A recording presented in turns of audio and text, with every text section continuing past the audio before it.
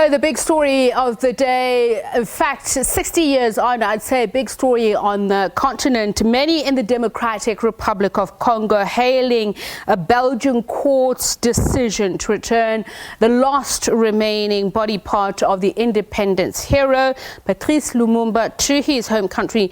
Now, the court issued the order after Lumumba's daughter wrote to Belgian King requesting the return of his remains to his ancestral home. The SABC's Chris Okamringa has more from Kinshasa. The Belgian court ordered the return of the tooth of the DRC's first Prime Minister, Patrice Lumumba, to his family in the DRC. The tooth is the only remaining body part of Patrice Lumumba. The decision to return his remains has been well received by many Congolese in the DRC. Mr. Lumumba's daughter has described it as a great victory for the dignity of black people.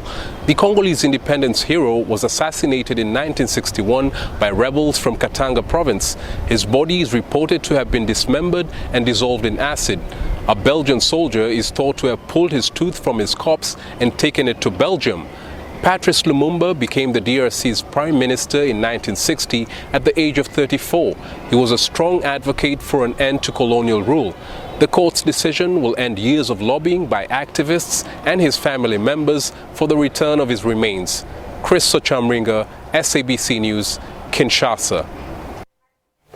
So Lucy Ho is SABC's correspondent in Brussels. She joins us now to talk about how the remains of the Congolese independence hero Patrice Lumumba are finally returning to the African soil.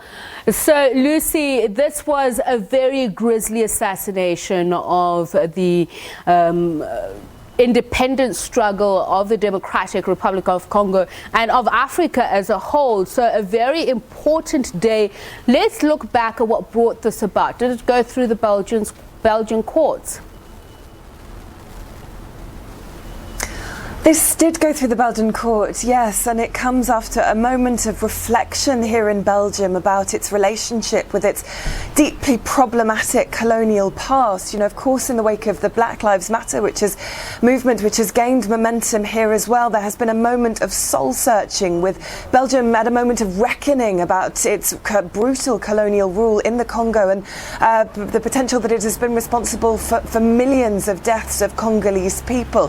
We have had an expression of regret from the Belgian King, King Philippe, who expressed his solemn regret but stopped short of an apology. So this is a deeply symbolic gesture, and as we were hearing there from Chris, this is a moment of great victory for Patrice Lumumba's family. This came after a letter from Juliana Lumumba, Patrice's daughter, who'd requested that the last remaining relic of Patrice Lumumba's body be transported back to the Congo. This is, in this case, a tooth which is said to have been removed from the remains of Patrice Lumumba's body by a Belgian police officer and then kept in Belgium for as long as 60 years. And this comes nearly at the 60th anniversary of that assassination. So that last remaining tooth will be sent back. But of course, some here in Belgium are saying that there's no absolute cast iron proof that this tooth does belong to Patrice Lumumba. Which is what I wanted to ask you, Lucy. This is being given back is being...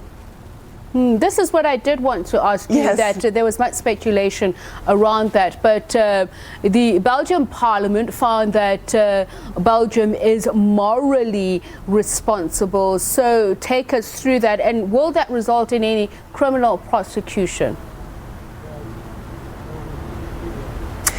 Well, certainly in July we learnt that Belgian prosecutors were looking into the possibility of further charges in relation to that assassination in 1961, specifically two suspects who are believed to have been involved and who are the only people still alive that are believed to have taken part in that assassination. Of course, after an international investigation, it's believed that Belgian authorities, whilst they may not have been carried out the assassination itself, they oversaw the efforts to take the life of Patrice Lumumba. So those are charges that are going to start making their way through the courts, and it is being it has been said that it could be a war crime, which means that there's no statute of limitations. But certainly as far as the transfer of the relic, it is a symbolic gesture and a gesture out of respect, but it has come through the courts here in Belgium. And as I say, it comes after a moment of deep soul-searching and a moment of reckoning for Belgian authorities as they look back on their colonial past. So you mentioned the policeman who is said to have